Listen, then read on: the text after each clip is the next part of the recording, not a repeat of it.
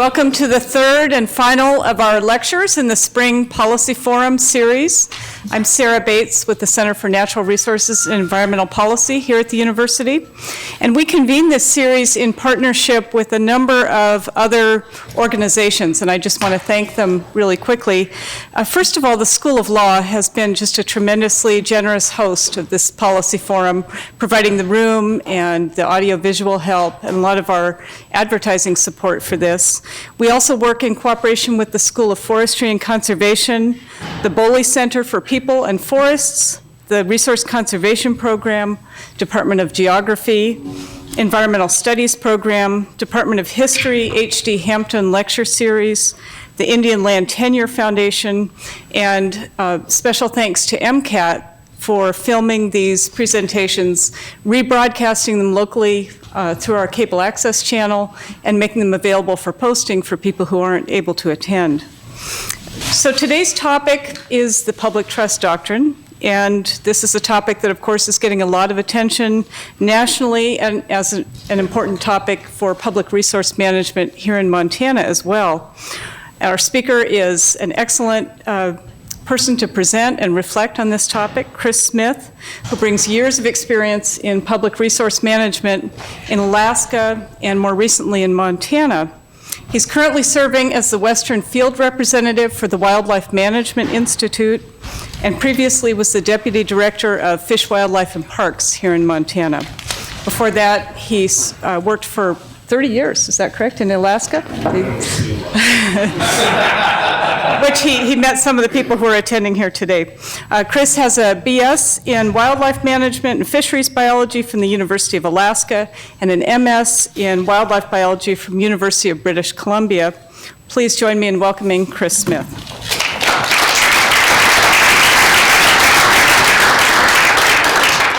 Thank you, Sarah.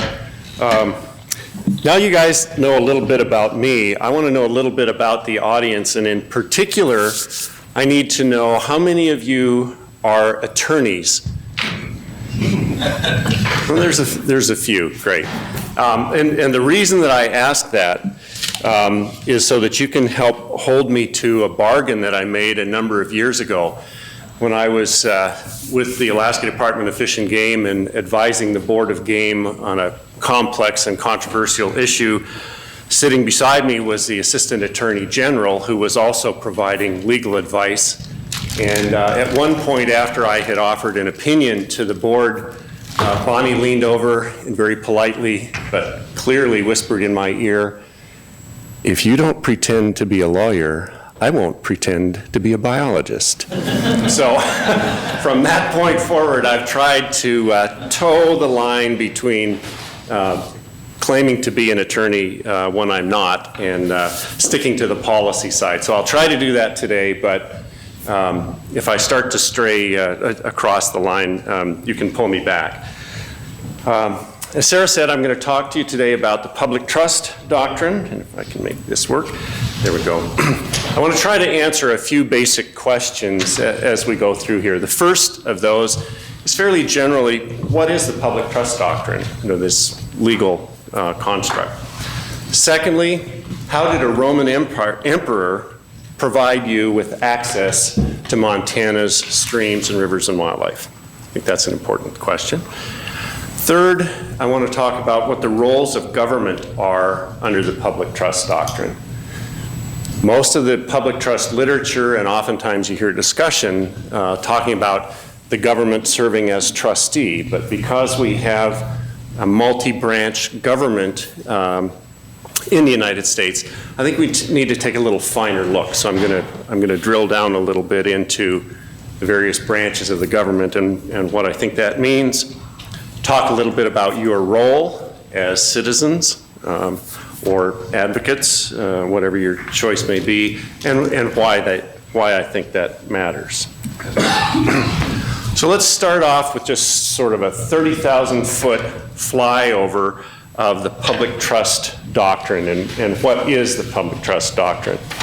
And in essence, the public trust doctrine is a legal principle that there are certain natural resources, and depending on the jurisdiction, it varies as to what's included, but typically we think of air, water, particularly navigable waters, the submerged lands beneath navigable waters, fish and wildlife, as these public trust resources.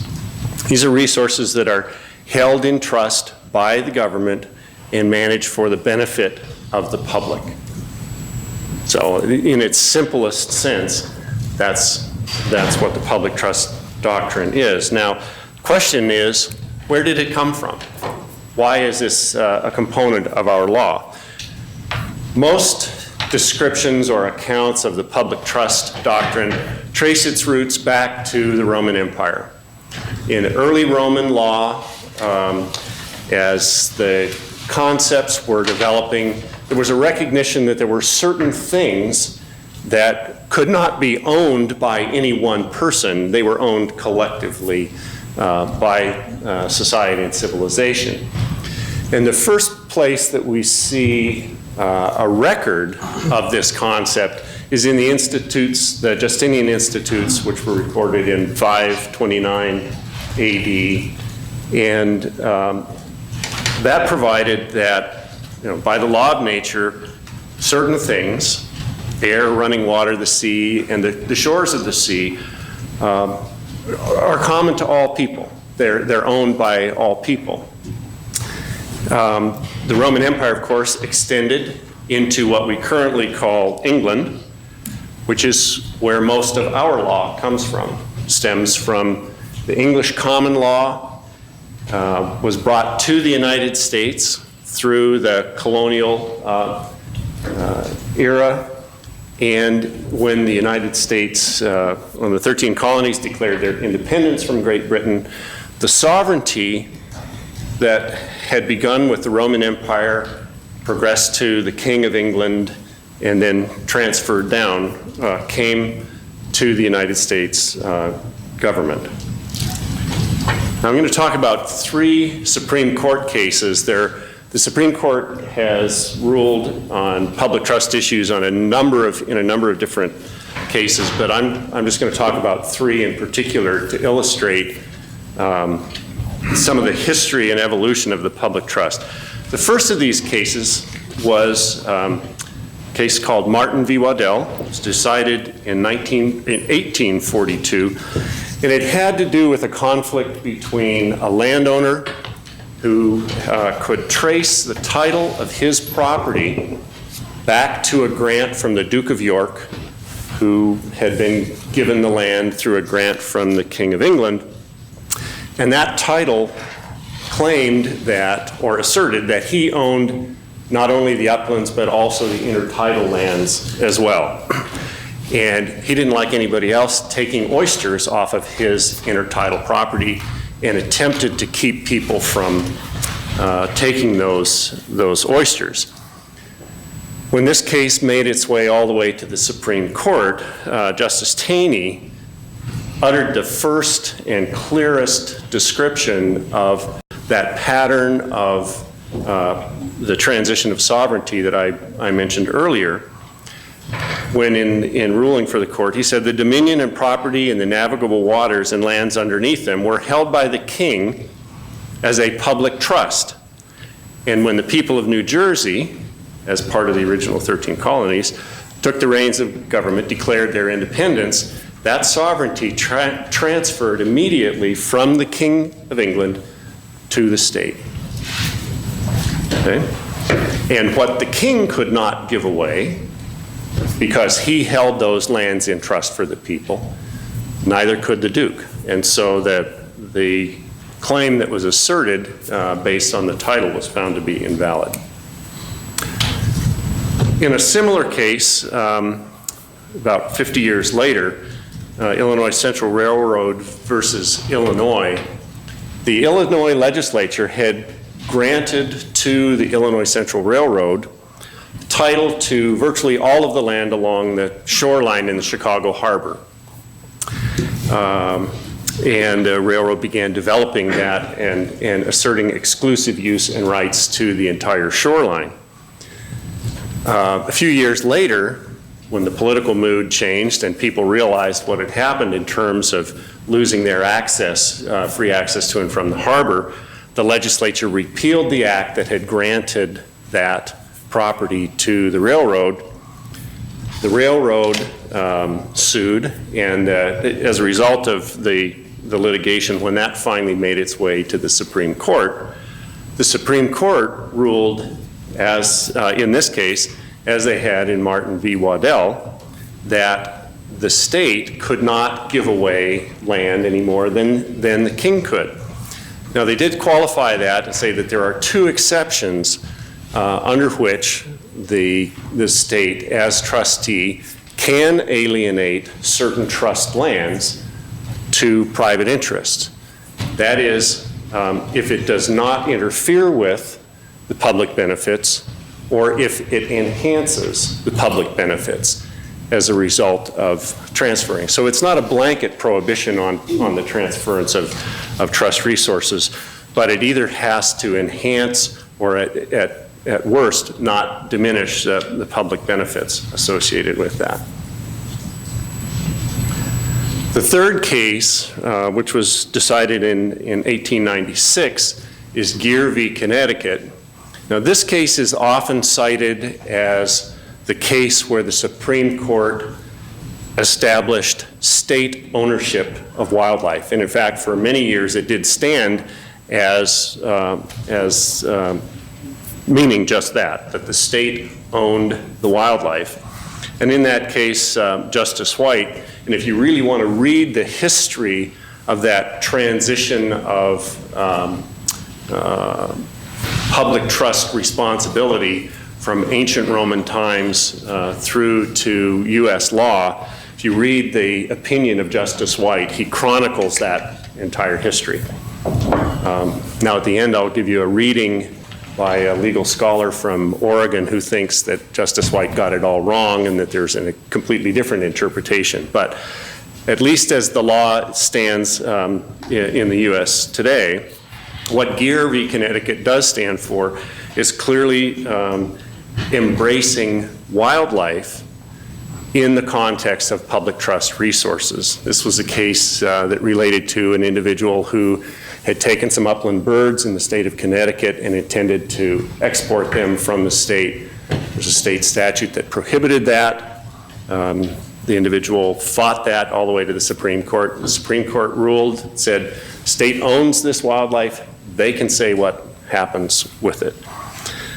Subsequently, Geer was overturned, but not with respect to this particular issue. What was overturned was the concept that the state owns the wildlife. But that's a whole nother topic, so we're not going to get into that too much. So let's talk now about how the public trust doctrine, I've described how it flowed through U.S. Supreme Court law. How does that apply in case law in the states? Well, in 41 states, in an analysis of the public trust doctrine that was done for the Wildlife Society a couple of years ago, Gordon Batchelor and his co-authors identified 41 instances in 41 different states where the public trust doctrine had been recognized as a valid legal doctrine in their case law. In 21 of those states, public trust had been extended beyond navigable waters, which was where the public trust really started, was in navigable waters. In English law, it pertained mainly to intertidal waters.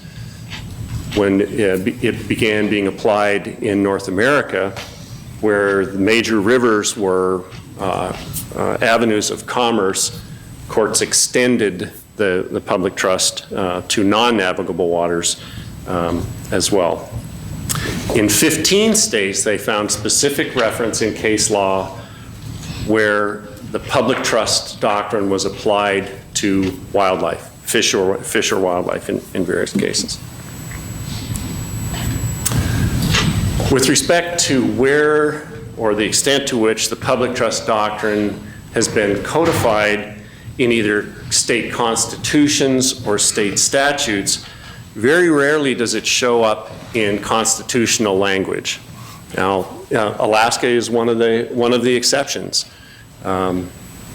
Sterling Miller, who's in the audience, and Colleen Matt, and I all had the privilege of working in Alaska for many years.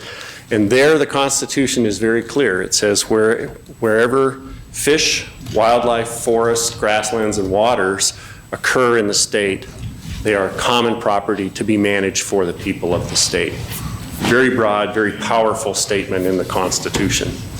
Most states have some description or statement of the public trust doctrine in their statutes rather than in their Constitution. In 48 of the states, there's a very clear delegation of management responsibility with respect to the public trust. In one of the two states that I know of where it's a constitutional mandate is the state of Florida. I was down there in February doing a workshop with the Florida Fish and Wildlife Commission. They had a constitutional initiative a number of years ago that established in their constitution the Fish and Wildlife Commission as the constitutional entity with a clearly assigned public trust responsibility for their fish and wildlife. Most states have a mission or similar statement for their agency, the State Fish and Wildlife Agency typically, or a natural resource agency that's consistent with the public trust doctrine. And 39 of the states have clear processes for holding the trustees accountable. We'll get back into that accountability a little bit later. So let's talk about Montana and what we have here in Montana. Probably the clearest articulation of the public trust doctrine or basis application of the public trust doctrine in Montana, in the Montana Constitution is Article 9, Section 3. It has to do with water rights. Subsection 3 says that all surface, underground, flood, and atmospheric waters within the boundaries of the state are property of the state for use of its people and are subject to appropriation for beneficial uses as provided by law. And it also specifies that the legislature shall provide for the administration, control, and regulation of water rights. So here we have a clear statement in the Constitution that we have this common property in water that is to be managed and administered by the legislature serving as trustees for the public in the administration of water. Now we're getting close to the answer to my second question. When we look at how that Montana law has been used and applied within Montana, there are two cases that are particularly pertinent to the public trust doctrine. The first of those is the Montana Coalition for Stream Access versus Curran in 1984, and the same plaintiffs versus Hildreth, also in 1984. These are the two cases that form the basis for Montana's stream access law. And in these cases, the plaintiffs argued that the waters of the state were a public resource and that the public had to have access to that resource to be able to use it. In discussing the public trust doctrine with Bob Lane, who was the former chief legal counsel with Fish, Wildlife, and Parks recently, and trying to think of other examples where the Montana Supreme Court has specifically reached to the public trust doctrine, he couldn't think of any other cases where they've gone directly to the public trust doctrine as the basis for their ruling. And they've had a number of opportunities because Bob, in fact, himself raised the public trust doctrine in some of his briefings and arguments before the Supreme Court. So it seems as if the Montana Supreme Court knows it's there. They're not afraid to use it when it's appropriate, but it's sort of the biggest hammer in the toolbox, and they're not going to reach for it unless they need to. But clearly, in the cases of Curran and Hildreth, they felt it was appropriate, and in fact, it was probably the only basis upon which they could make rulings as broad as they did to extend the public's right to use the waters of the state beyond the limits of navigable waters where the state owns the bed and banks, to in fact allow the public to use water even on private property. The legislature subsequently adopted Montana Code 23-2, 301, and so forth. But 302 sub 1 is really the key component of the statute, which provides that all surface waters that are capable of recreation may be so used by the public without regard for ownership of the land underlying the waters. Probably one of the most powerful applications of the public trust doctrine in the United States. Certainly many other states have not gone this far. And because the public trust doctrine is applied at the state law level, every state interprets it differently, every state court addresses it differently. The Supreme Court in Hawaii has connected groundwater and surface water and said water is water and the public trust applies to it all, and has reached very deep into administration of water law in Hawaii. Other states won't go there. But in answer to the question of how did a Roman emperor make sure you could fish on the Ruby River, this is it. Because you can trace the legal principle that underlies Curran and Hildreth all the way back to the Statutes of Justinian. So let me switch gears a little bit now and talk about what a trust is and what's important to the public trust doctrine and how it works. In any trust relationship, you basically have to have three key elements. You have to have trustees, you have to have assets, and you have to have beneficiaries. And the trustees have a fiduciary responsibility to manage the assets in a way that protects the corpus of the trust and provides benefits to the beneficiaries.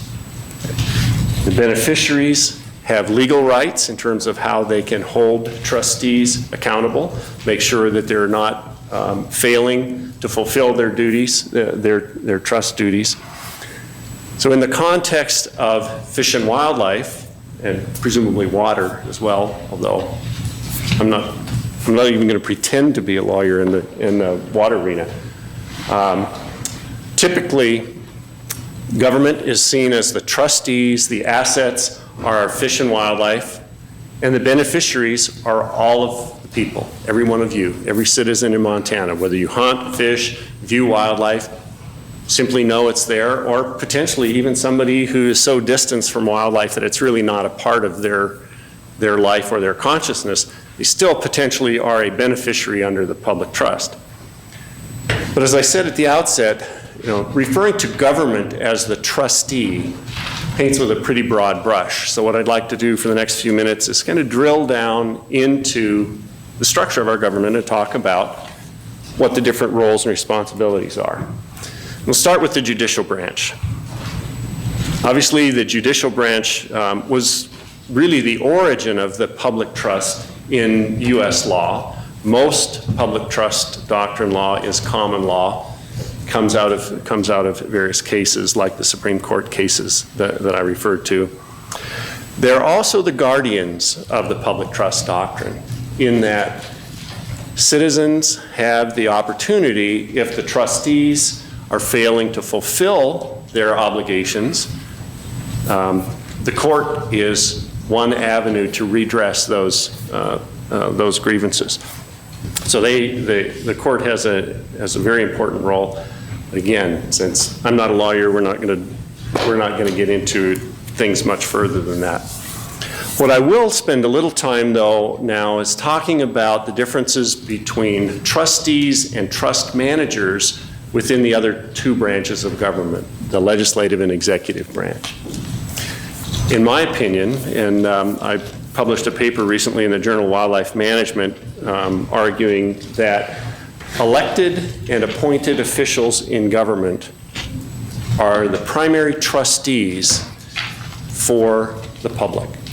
The legislature, the governor, and in Montana, the Fish, Wildlife, and Parks Commission and the director, who is a political appointee of the governor, are the individuals that I believe serve as the trustees for the state's wildlife. And I say that because when you think about the responsibilities of a trustee. I mean, they have a fiduciary responsibility to the beneficiaries.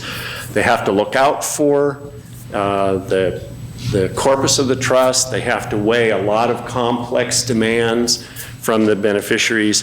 And they have to make a lot of policy level decisions about how to allocate benefits from the trust.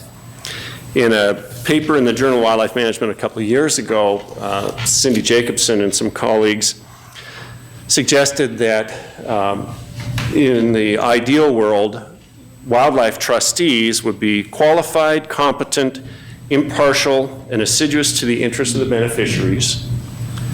There would be a mechanism for their replacement if they prove deficient in any fashion, and that the beneficiaries should have the capacity to initiate removal and have some voice in their replacement of trustees if they were not satisfied with them.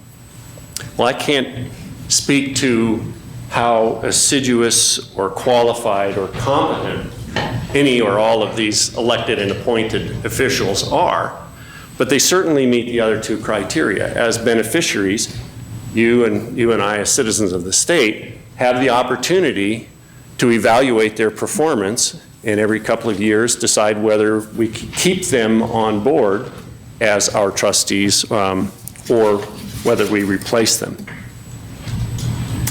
Now, the trustee's primary responsibilities are to maintain the corpus of the trust and its ability to provide benefits, to allocate those benefits out to the competing interests, and to consider the needs of all beneficiaries, both current and future, in making those decisions.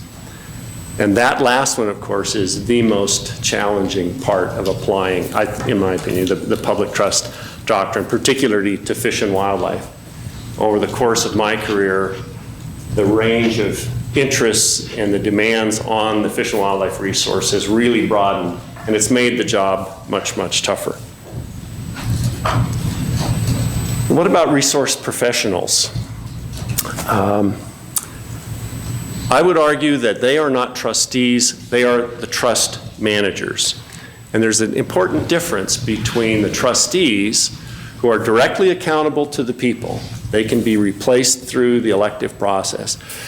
And resource professionals, who are career civil servants, protected by employment law typically. When you see litigation filed against the Department of Fish and Game or Fish, Wildlife, and Parks in Montana, they always name the director. They never name the biologist or the administrator that was responsible for carrying out the policies. The resource professionals I see as having a very different set of responsibilities than those policy level folks. So what are those? Well, first of all, obviously they have to monitor the status of the trust. It's part of their day-to-day duties is keeping track of the health of the resource.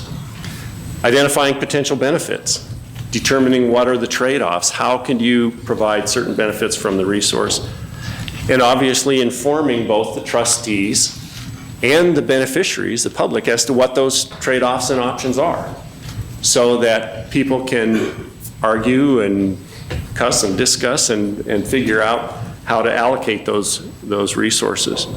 And historically, those first three or four bullet points, first three, I guess, were fairly typical resource professional jobs. You went out and you counted deer, or you counted fish, or you did various things like that, wrote up management plans that had options, and kind of threw it to the wind. As things have become much more complex, though, and people have become more engaged and more interests are demanding benefits from the resource, I think an important role for wildlife professionals is informing trustees of the interests of the beneficiaries. Somebody has to do that. And we can rely on public meetings or opinion polls or this, that, or the other thing, but the field of human dimensions within natural resources has really matured to the point where I believe it's on a par with the biological sciences in terms of its ability to inform decision making. In addition, I think wildlife professionals need to become very active in facilitating dialogue and conflict resolution among beneficiaries. And that was good timing. One of the best conflict resolvers in the world just walked in the room. At any rate, if the agencies and the professionals don't work at bringing competing interests together and trying to identify ways to resolve their conflicts and bring the trustees well-rounded solutions that can meet the broadest possible means, what you end up with is management that flip-flops back and forth as the political winds shift back and forth. So I think this is an incredibly important part of modern resource management. Finally, and this is a point that there may be some debate on when we get into questions here in a few minutes, I think it's the responsibility of professional resource managers to manage the trust as directed by the trustees. And it's important that managers do the best job they can to minimize the extent to which their personal values or beliefs influence their decisions or how they go about doing their jobs. Now, I'm not going to suggest that there aren't many cases where the trustees are failing to do their duty, where they are not protecting the corpus of the trust or they are not adequately or equitably allocating resources. But if resource professionals try to fill that gap, I think they make two mistakes or fall short in two areas. First of all, that enables continued failure on the part of the trustees to do their job. To some extent, they're being shielded, their dereliction of their duty is being shielded from public view by the fact that the professionals are kind of filling in the gap here. Secondly, in my experience, it really ticks them off. And you cannot function effectively as a professional in the resource management arena if you don't have a credible and effective working relationship with those elected and appointed officials, because ultimately they do control the purse strings, the policy decisions, and if you want to be able to influence those decisions to the greatest extent possible, I think you need to respect their authority and work with them as best you can. Finally, let's talk about beneficiaries. All of you and all the citizens of Montana, what rights do you have under the public trust doctrine? Well, first of all, you have the right to demand that the trustees and the trust managers protect the corpus of the trust. That is our collective wealth. The fish, wildlife, the water in Montana, that's what makes Montana such a tremendous place. And so you have the right to expect that those trustees will protect that. Second, you have the right to expect that they'll consider your needs and interests in making decisions. Many of the government processes, decision-making processes that we have in Montana are designed to provide you that opportunity to express your interests. And then third, you have the right to expect that the trustees will provide you benefits from the resource. But there's two important caveats associated with that. The first one is that whatever benefits you derive have to be consistent with the capacity of the trust. In other words, you can't be expecting to withdraw more from the fish or wildlife resources than it's capable of supporting. And secondly, you have to recognize that in meeting your needs, the trustees have to consider the competing needs of others who may want something very different from the trust from you. Of course, the politics associated with that process is what makes this job or this line of work so fascinating. So what about your responsibilities as beneficiaries, the citizens of Montana? What are your responsibilities? Well, I would argue that first of all, you need to understand what the public trust doctrine is and what it means. And I appreciate you guys taking the time to be here today and hope that this may have helped in some degree. Second, you need to learn about the status of the trust assets and the potential benefits that are out there. Become an informed beneficiary. Learn about the health of the fish and the wildlife. Learn about the status of water in the state and what the potential benefits are and how those align with your interests and values. Express your interests to the trustees and the trust managers. There are a lot of opportunities out there in ways that you can participate in decision-making, and I would encourage you to do that. Same time, recognize the rights and interests of your fellow citizens. If you don't respect other people's values, then you certainly don't have any reason to expect that they're going to respect yours. So we have to find ways to seek collaborative solutions whenever we can. And then finally, hold the trustees and trust managers accountable. That's one of your responsibilities. Because if you don't do it, nobody else is going to. I can assure you that.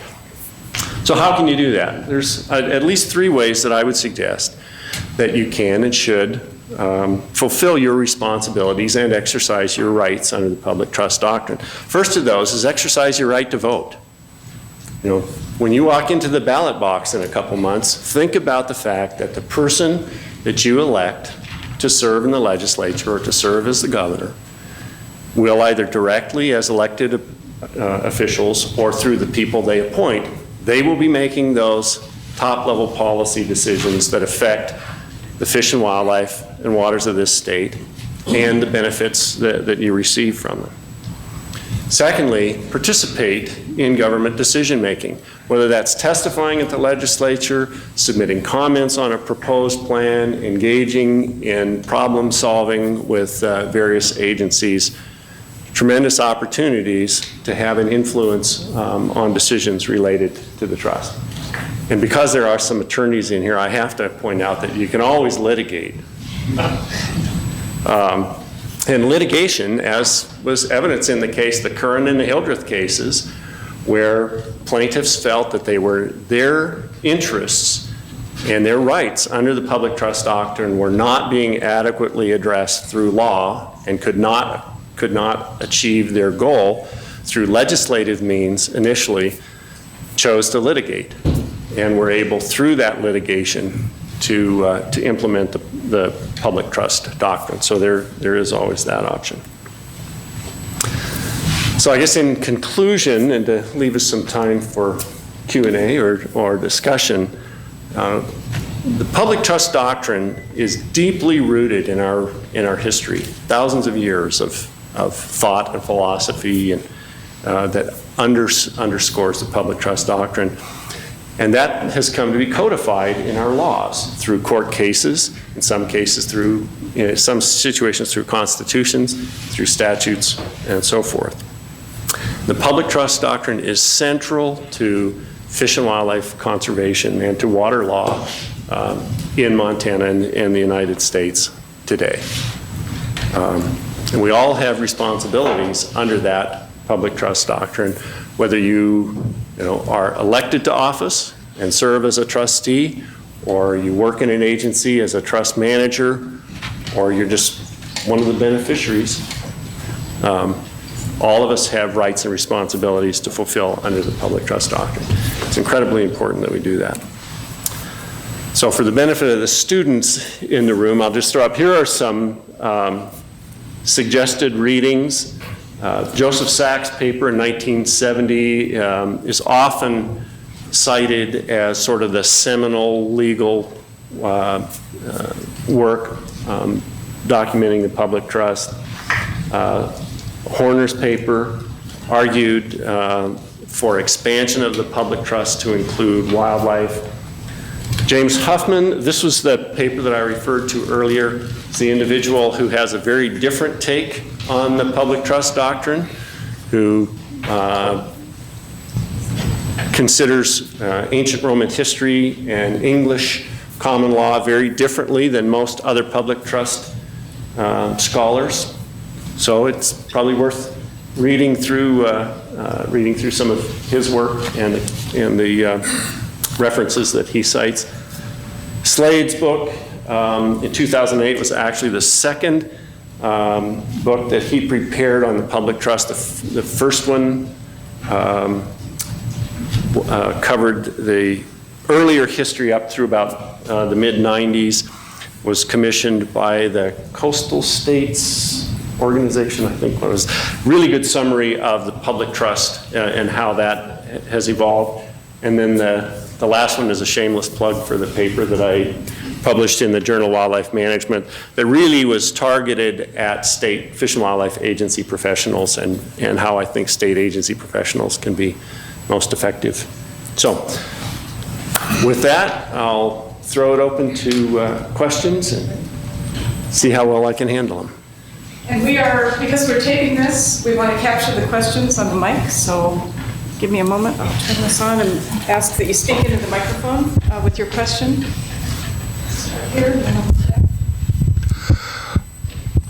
Your discussion of the relationship between the trustees and the trust managers generally makes sense, but I'm wondering whether you have considered that as public employees, the trust managers are themselves trustees.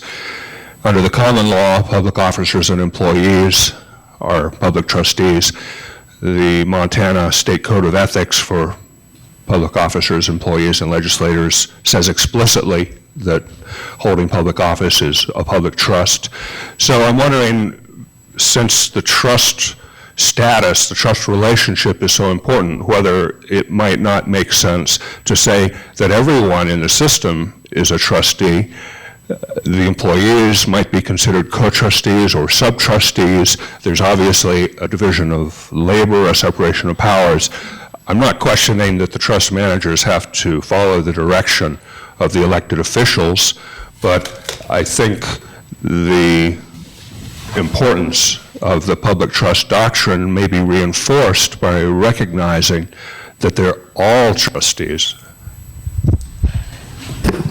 Yeah, I don't disagree. I think, and having spent 35 plus years in the business as a resource professional, in 2 different states and now in a nonprofit organization, it's an incredibly difficult position to be in because, to some extent, you do have the responsibilities or obligations of a trustee. At the same time, you are still a citizen. So you are a potential beneficiary as well.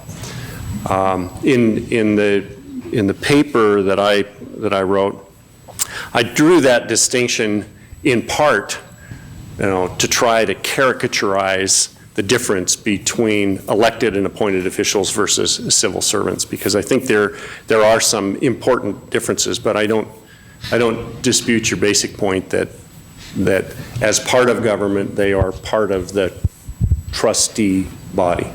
So. I have a question that has 2 parts to it. I'm going to illustrate it with 2 examples. I attended a program years ago about some wildlife managers who were able to finally apprehend a person who had killed an eagle. And of course that was illegal, and it took a lot of effort on their part to get the evidence to get this person arrested and brought before a court.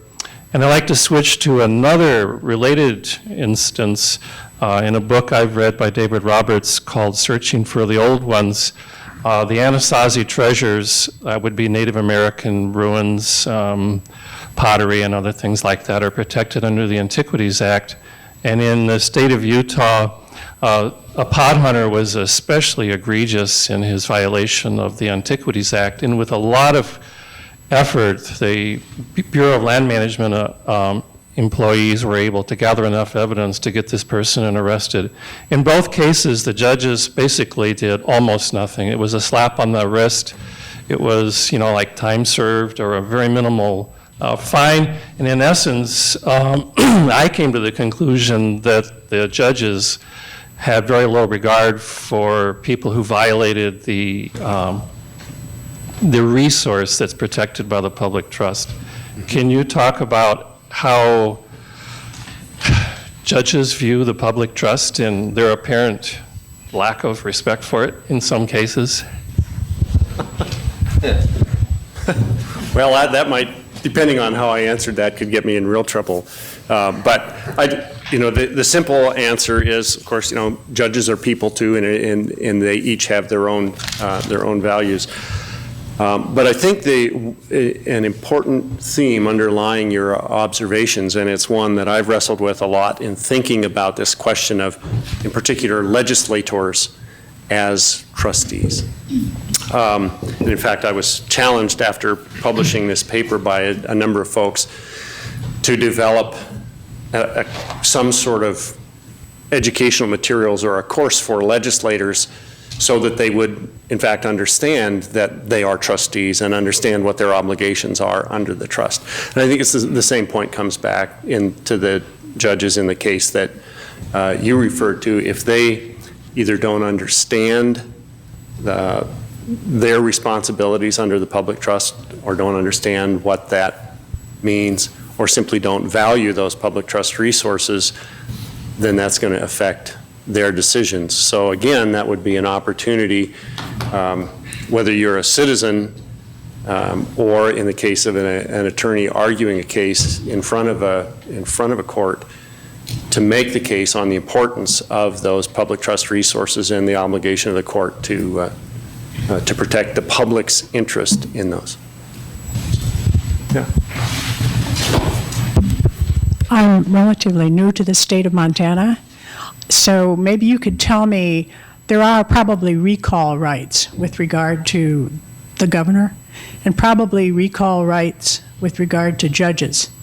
This is a sort of a follow-up to your question. To your knowledge, do you have, is there any case or any instance where a judge or an elected official was recalled because of his violation of his duties under the public trust?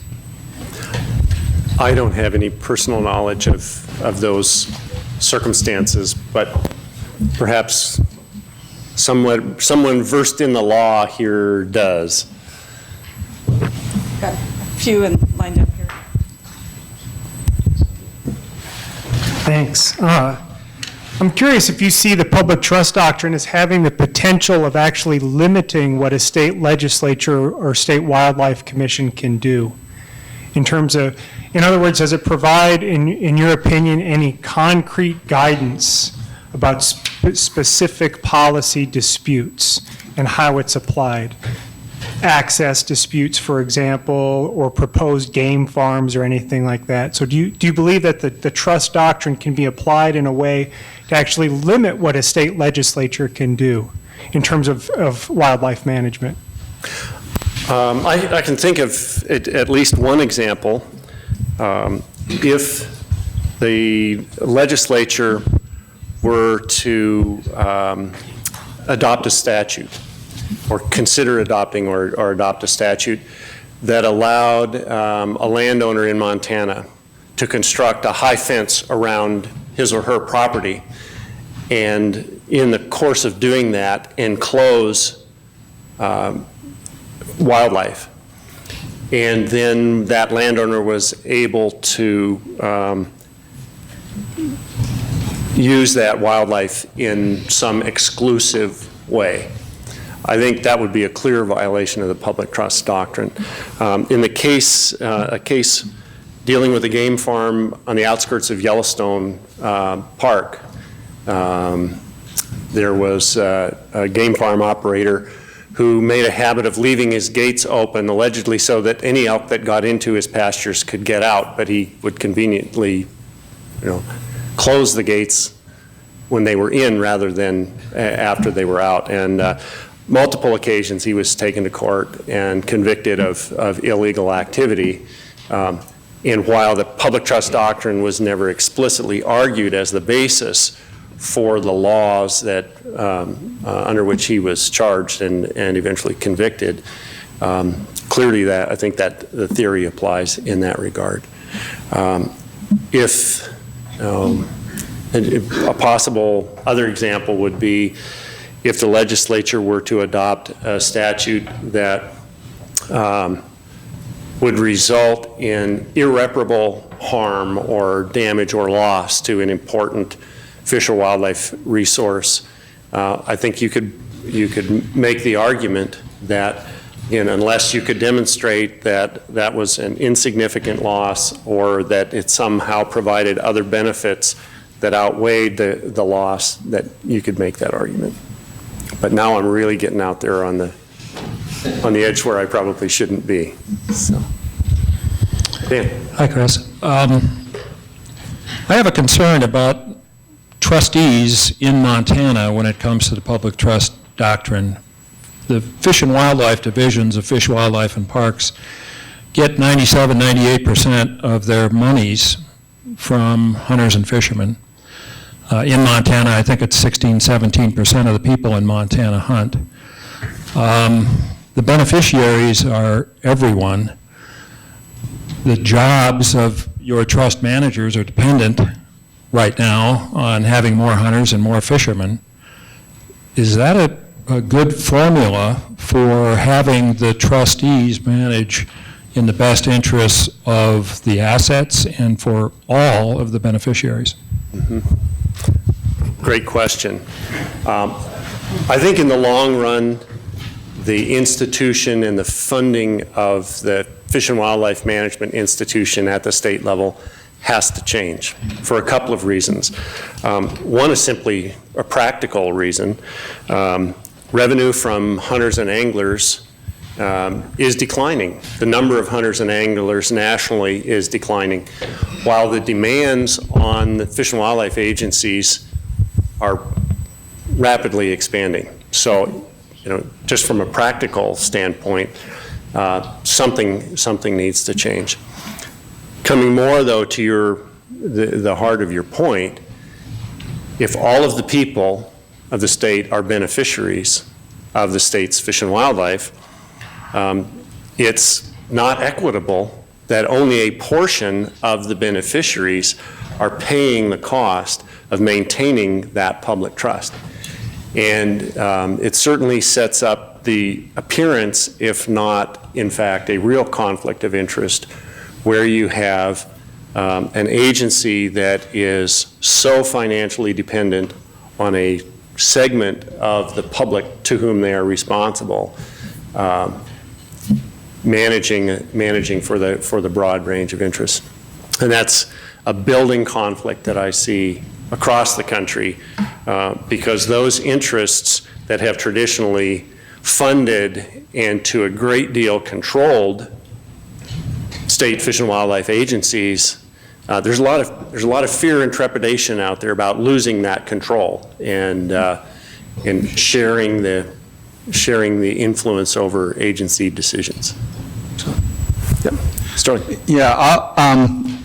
Thanks for a stimulating presentation. I'd like to build off the first question, which is about who the trustees are. You've emphasized in your talk that the trustees are the state legislatures, and yet there's confusion when, Migratory Bird Treaty Act and Endangered Species Act and so forth. Do the state legislatures, it's not always that clear, and it appears to be shifting who the trustees are. Right, and with 30 minutes to try to talk about 2,000 years of history, I had to skim over a lot of things, and I focused primarily on state trust responsibilities. There are corresponding federal trust duties and responsibilities. The responsibility for endangered species, migratory birds, marine mammals, all of that has been granted to the federal government through acts of Congress, through the Endangered Species Act, Marine Mammal Protection Act, so forth, the Migratory Bird Treaty Act for bird treaties. So in those cases, I guess I would, if I were making the parallel argument, it would be that Congress and the elected and appointed representatives of the federal government have that primary trustee responsibility on the federal level. So, yes. I would go a step farther and say it's not restricted to those particular laws that call out a particular type of animal.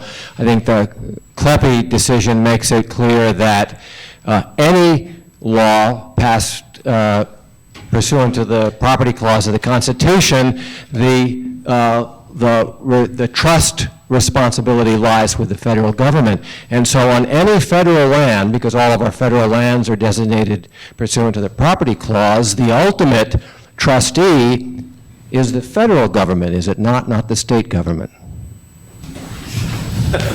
We could argue for days over that, but your point is well taken, that it isn't just under those specific federal statutes pertaining to those categories of wildlife or wild animals, but also on federal lands, federal agencies do have certain trustee responsibilities as well.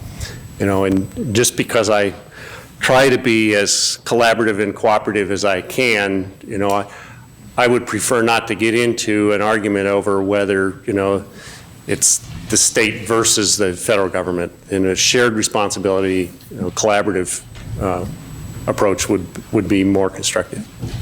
In the back. I think we have a couple of people okay. queued up, and we may be running out of time, but I'm sure Okay. you'll be available to speak to people now. Thank you. I have a little conundrum going around in my mind that I've been dealing with, and it has to deal with the Otter Creek coal tracks and the habitat that will be disturbed over there if those are developed, habitat for sharp-tailed grouse, sage grouse, species of concern, elk, deer, the fisheries and water quality and the tongue and the Powder River. And the idea of harvesting the coal out of it is a good idea when you want to turn electricity on when it's burned for that, but then the byproduct of that are toxic waste in the air and mercury and things like that. So those costs to society are never ever figured into the whole equation of developing the coal tracks. And we have our trustees up here in charge of both sides, the development of the coal resources, plus they have the responsibility to maintain the public trust of the wildlife and the fish over there. So I don't know how it's going to play out, but it concerns me and I worry about it, although I shouldn't because I can't do anything about it. But anyway, that's my comment. Well, I think you point out why being a legislator would be an extremely difficult job. And despite my personal feelings about some legislators, I really do respect the work that they do and the challenges that they face. I mean, they're charged under the Constitution. I mean, the same document tells them, and on the one hand, you have to protect these natural resources, and on the other hand, you have to, you know, assure the economic development of the state. So we're constantly trying to balance those. And, you know, we live in an incredibly complex political system. It's far from perfect, but, you know, it's the one we got, so you play the hand you're dealt. Our last Question in the back? You covered land and fish and wildlife pretty well, or water and fish and wildlife, but can you speak to the trust obligations for land? There are articles in the Constitution to manage the school trust for the beneficiaries and for full market value. There's also the land board that we didn't touch on, which had the decision over the Otter Creek coal tracks. And it's fish, wildlife, and parks, and the habitat piece there.